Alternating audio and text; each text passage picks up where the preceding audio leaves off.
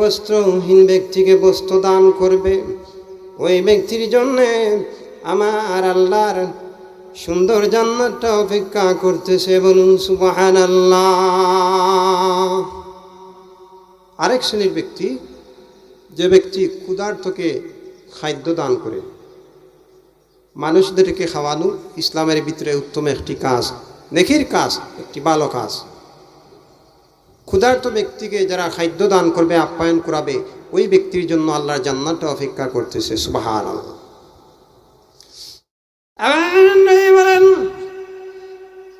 আরে আল্লাহর বান্দা, যে আল্লাহর বান্দা সর্বদা নবী করিম সাল্লাল্লাহু আলাইহি সাল্লামের উপরে সর্বদা বেশি বেশি দুরূদ শরীফ পাঠ করে, বলুন সুবহানাল্লাহ, ওই ব্যক্তির জন্য আল্লাহর জান্নাতটা অপেক্ষা করতেছে। হাজারানে কিরাম, আজকের এই মাহফিলে যারা সমবেত হয়েছেন, আজকে প্রত্যেককেই আল্লাহ পাকে দুইটা নিয়ামত আল্লাহ পাকে দান করেছেন। বিশেষ করে দুইটা চক্ষু প্রত্যেকেরই আছে। একটা আল্লাহর দেওয়া শ্রেষ্ঠ সেরা একটি নিয়ামত, ঠিক না বেটি? সেই নিয়ামতের শুকরিয়া আমরা আদায় করি, সবাই পাঠ করি আলহামদুলিল্লাহ। এই দুইটি চক্ষু দ্বারা মানুষের অনেক মন্দ কাজ সংগঠিত হয়, আবার নেকির কাজও সংগঠিত হয়।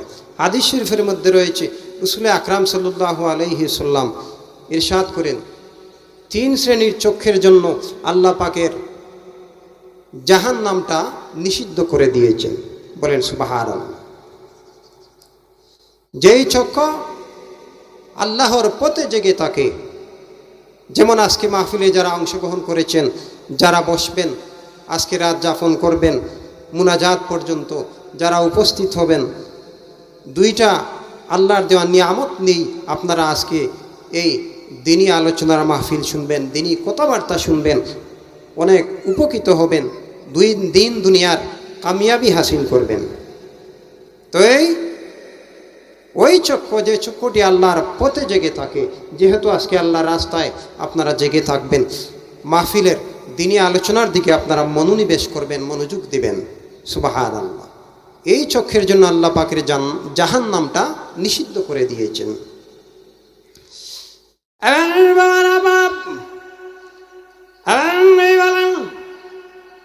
ওই চক্ষু, যে দুইটা চক্ষু আল্লাহ আর দিনের পথে জেগে থাকে, ওই চোখের জন্য আবার আল্লাহর জাহান্নামটা নিষিদ্ধ করে দিয়েছে। সুবহানাল্লাহ। একটু দুরূদ শরীফ পড়ুন। আল্লাহুম্মা সাল্লি আলা মাওলানা মুহাম্মাদ ওয়া আলা আলি সাইয়্যিদিনা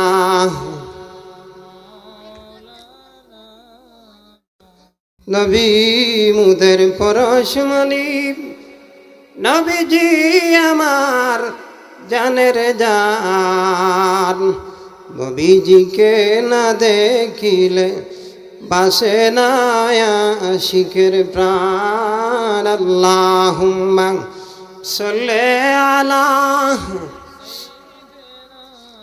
মাওলানা মুহাম্মাদ ওয়া আলা মাওলানা।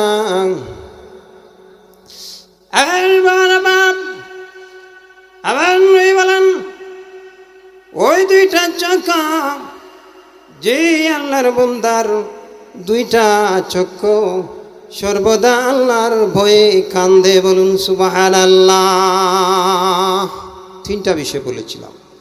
যে দুইটা চক্ষু আল্লাহর পথে, দিনের পথে জেগে থাকে, ওই চক্ষের জন্য আল্লাহর জাহান্নামটা নিষেধ করে দিয়েছেন। আর যে দুইটা চক্ষু সর্বদা আল্লাহর ভয়ে কান্দে, সুবহানাল্লাহ। আর যে দুইটা চক্ষু খারাপ কাজ হতে, অশ্লীল কাজ থেকে তার দুইটা চক্ষুকে সে বাঁচিয়ে রাখবে, সংযত রাখবে, ওই দুটা চক্ষের জন্য আল্লাহ পাকের জাহান্নামটা বন্ধ করে দিবেন, বলুন সুবহানাল্লাহ।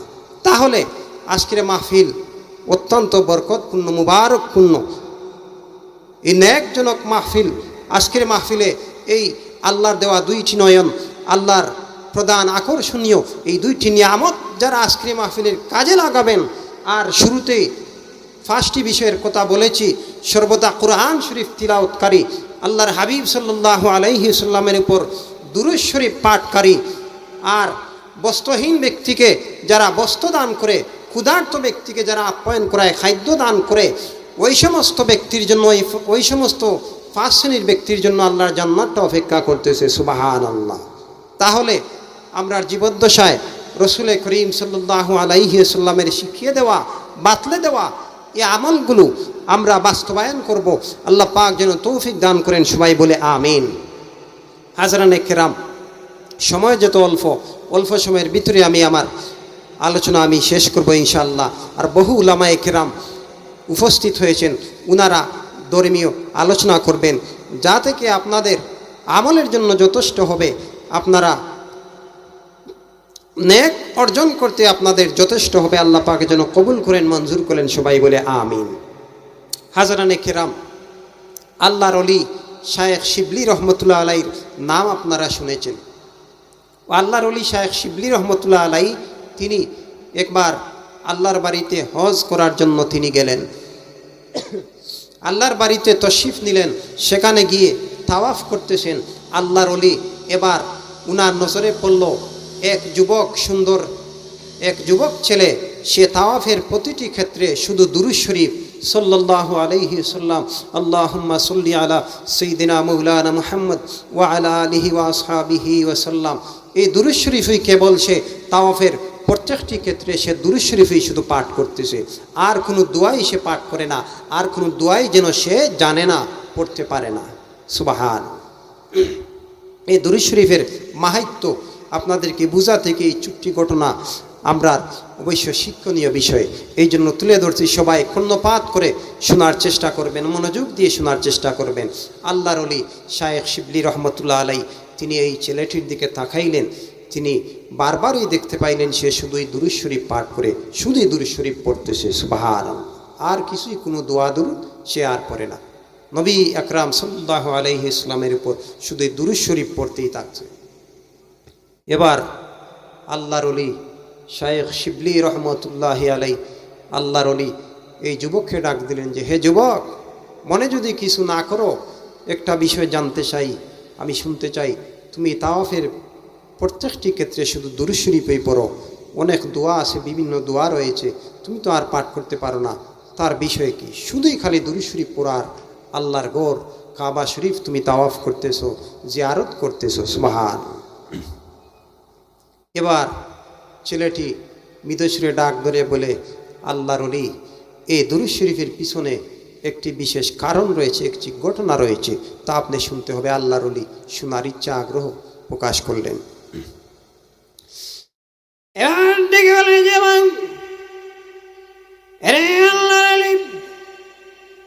অনেকদিন আগে আমার বাবার সঙ্গে আমি হজ করার জন্য আল্লাহর বাড়ির দিকে রওনা হয়ে গেলাম। আল্লাহর ওলিরা বাগদাদ নগরে পৌঁছে যাওয়ার পরে আমার বাবার ভীষণ জ্বর উঠে যায়, আমার বাবা অসুস্থ হয়ে যায়। সে যুবকটি ঘটনাটি পেশ করতেছে আল্লাহর ওলির নিকট। আর বাবাজিরাম এমন দিকে বলে, জবান আল্লাহর ওলিরা আমার বাবার হজের সফর সঙ্গী আমি হয়েছিলাম। আল্লাহ আমাকে তৌফিক দান করেছিলেন, সুতরাং আমার বাবার সঙ্গে গেলাম। আল্লাহর ওলিরা পথিমধ্যে আমার বাবা ভীষণ অসুস্থ হয়ে যান, হাঁটতে পারেন না, চলতে পারেন না, জমিনের মধ্যে আমার বাবা শুয়ে গিয়েছে। সে যুবক এই ঘটনাটি সে ব্যক্ত করতে লাগলো যে আমার বাবার সঙ্গে আমি গেলাম, কিন্তু আমার বাবা বাগদাদ নগর পৌঁছে আমার বাবা ভীষণ জ্বর উঠে যায়, মাটিতে লুটে পড়ে যান, তিনি হাঁটতে পারেন না, চলতে পারেন না। এমনই অবস্থা হয়ে গেল, আমার বাবাকে কিছুতেই আর আল্লাহর বাড়ির দিকে আর পা বাড়াতে সক্ষম হলাম না। আল্লাহর কি পরিহাস! ডাক দিয়ে বলে যাবে, এরে আল্লাহর লিরাম, আর বাবা রোগাক্রান্ত। এবার আমার বাবা চলতে পারে না, হাঁটতে পারে না, জমিনে পড়ে যায়। এ অবস্থার ভিতরে আমার বাবা সেখানে মৃত্যুবরণ করে। ইন্না লিল্লাহি ওয়া ইন্না ইলাইহি রাজিউন। সেখানে আমার বাবা রোগাক্রান্ত হয়ে মৃত্যুবরণ করে। এবার আমি শুধু কাঁদতেছি আর কাঁদতেছি, কি করব জানি না রে। আমার বাবার মৃত লাশ নিয়ে আমি কি করব? আমি একা মানুষ, আমি অল্প বয়সী যুবক, আমি ছাড়া আর আমার বাবার সাথে আর কেউ নাই। আর এমন স্থানে তিনি মৃত্যুবরণ করলেন, সেখানে আর কেউ নাই। আমার বন্ধুগণ ডাক দিয়ে বলে যাবেন, আল্লাহ আমার বাবা মৃত্যুবরণ করলে আমার সঙ্গে আর কেউ নাই। আমার দুটা চক্ষু দিয়ে শুধু পানি জর্জর করে পড়তেছে, আমার দুটা চক্ষু দিয়ে শুধু পানি গড়িয়ে পড়তেছে। কারণ আমি কি করব? আমার বাবাকে কিভাবে আমি একা দাফন কাফন করব? কিভাবে আমি এই ব্যবস্থা করব? আল্লাহর বাড়িতে হজ্জে রওনা হয়েছিলাম। এবার ডেকে বলেন, আল্লাহর ওলি রে, এবার দেখি আমার বাবার চেহারাটা ধীরে ধীরে আমার বাবার চেহারা বিশ্রী হতে চলেছে। এবার যুবক লক্ষ্য করে দেখলো, যত সময় যাচ্ছে আমার বাবার চেহারাটা নষ্ট হয়ে যাচ্ছে। সুন্দর চেহারা ছিল, চেহারাটা বিশ্রী হয়ে যাচ্ছে। একটু গভীর মনোযোগ, একটু কর্ণপাত করিয়া শোনার চেষ্টা করবেন।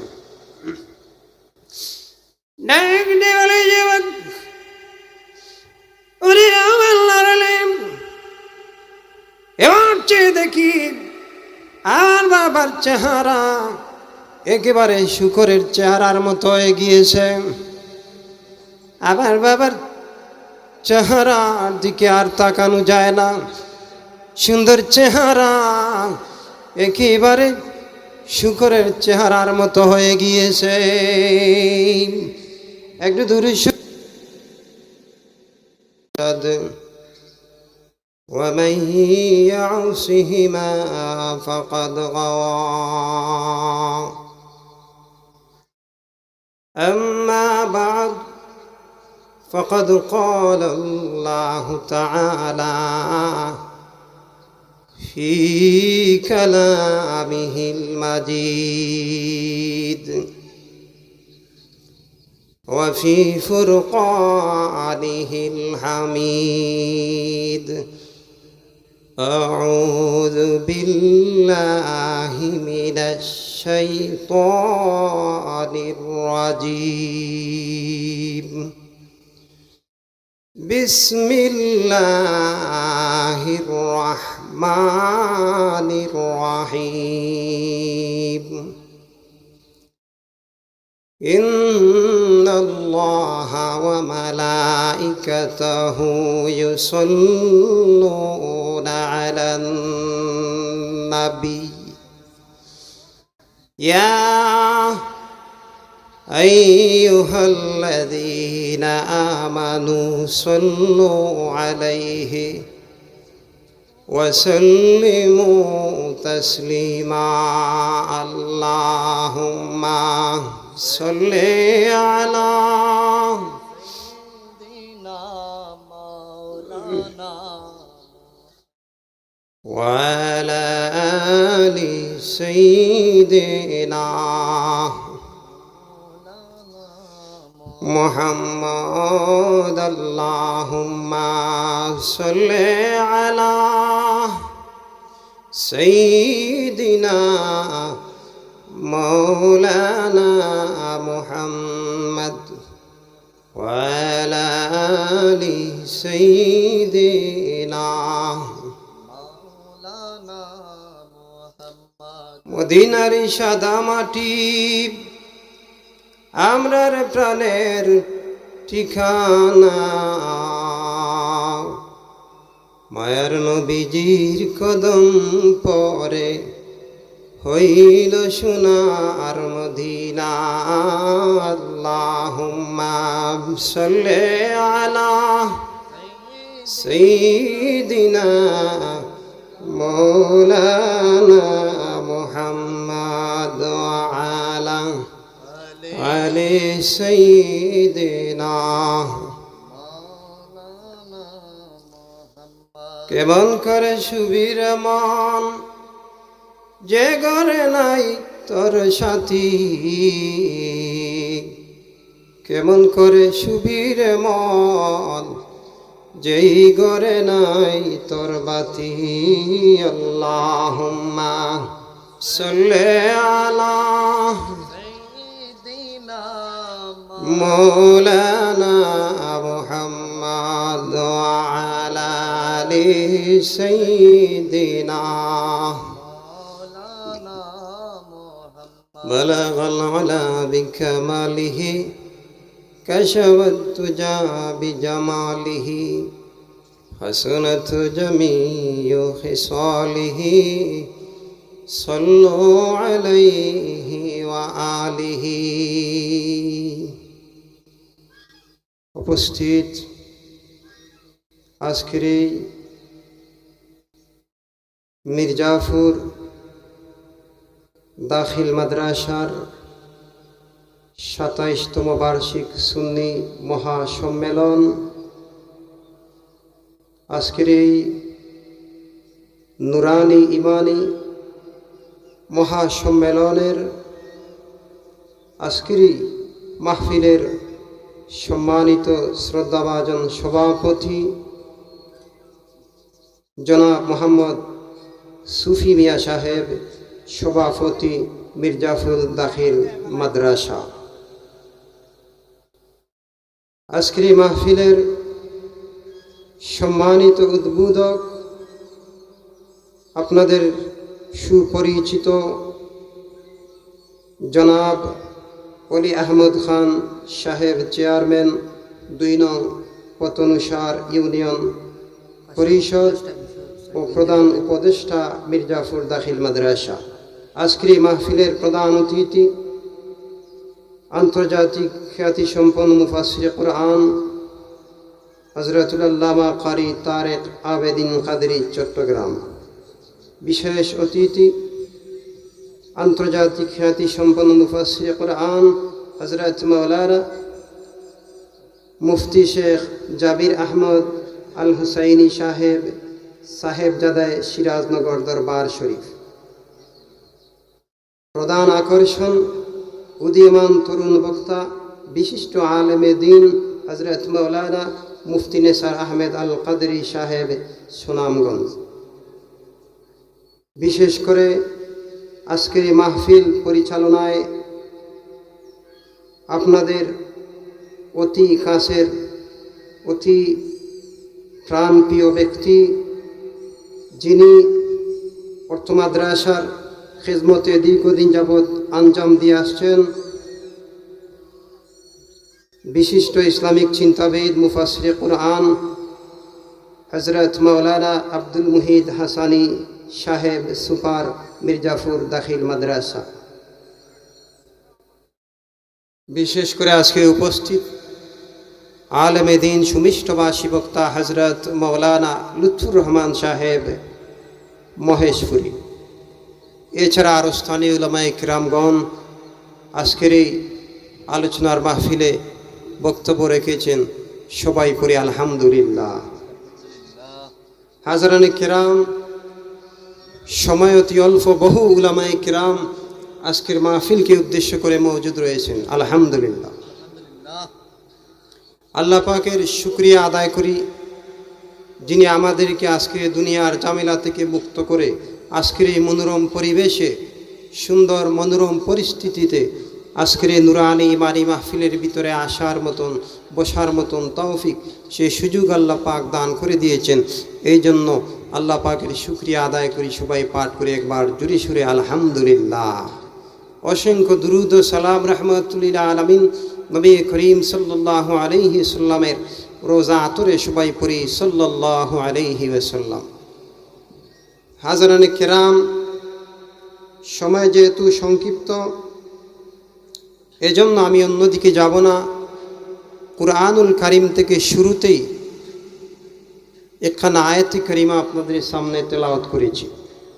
আল্লাহ রাব্বুল আলামিন বলতেছেন, ইন্নাল্লাহা ওয়া মালাইকাতাহু ইউসাল্লুনা আলান নবী ইয়া আইয়ুহাল্লাযীনা আমানু সাল্লু আলাইহি ওয়া সাল্লিমু তাসলিমা। নিশ্চয় আল্লাহ রাব্বুল আলামিন ও তার ফেরেশতাকুল প্রিয় নবী মুহাম্মদুর রাসূলুল্লাহ সাল্লাল্লাহু আলাইহি সাল্লামের উপর দুরুদ ও সালাম পাঠ করিতেছেন। বলুন সুবহানাল্লাহ। এবং আল্লাহ পাক বলতেছেন, হে ইমানদারগণ, তোমরাও আমার প্রিয় হাবিব সাল্লাল্লাহু আলাইহি সাল্লামের উপর তোমরা দুরুদ ও সালাম পাঠ করো। সকলে পড়ি সুবহানাল্লাহ। হাজরানে কেরাম, হাদিস শরীফের মধ্যে রয়েছে 5 ব্যক্তির জন্য আল্লাহর জান্নাত অপেক্ষা করতেছে। 5 ধরনের ব্যক্তি। আমি আমার আলোচনার দিকে ঢুকে গেছি যে 5 ধরনের আমলকারী ব্যক্তির জন্য আল্লাহর জান্নাতটা অপেক্ষায় রয়েছে। নাম্বার 1, পবিত্র কুরআনুল কারীম তিলাওয়াতকারী ব্যক্তি। বলুন সুবহানাল্লাহ। 2 নাম্বার, যে আল্লাহর বান্দাবান্দি নিজ জিহ্বাকে অনর্থক বাক্যলাপ থেকে বিরত রাখতে পেরেছে, সংযত রেখেছে, ওই ব্যক্তির জন্য আল্লাহর জান্নাতটা অপেক্ষা করতেছে। সুবহানাল্লাহ।